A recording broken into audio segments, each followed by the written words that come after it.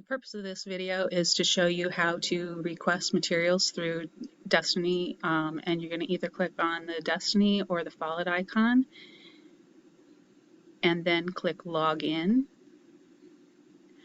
Click on the WASD single sign-on and you're going to log in,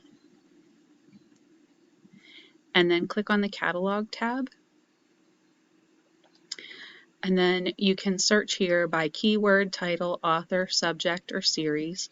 And if you don't click any of those buttons, it will automatically do a keyword search.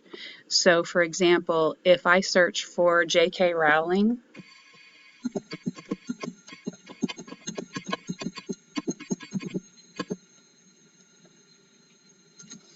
it's going to give me books by her and about her. And you see here whether they're available, whether they're checked in or checked out. Tells you here we've got one that's out and one that's in. And if you click on details, it'll give you a short description of the book. If you decide that that's the book that you want, you can click hold it. If it's not the one that you want, you can click on the arrow to go to the next one in the list. If you click on hold it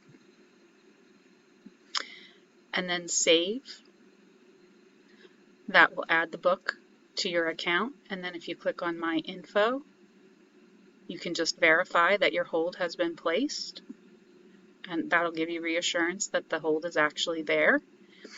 I'm going to go back to the Catalog tab now and show you how you can do a subject or a subject search. So let's say that you are interested in looking for horror stories. So if you put in horror here,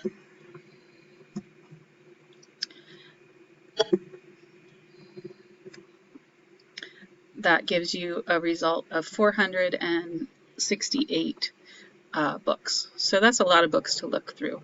So you want to think about what kind of horror fiction it is that you like. So maybe like ghost stories, maybe like witches, maybe like vampires, maybe like zombies. So let's narrow our results by clicking on Refine Your Search.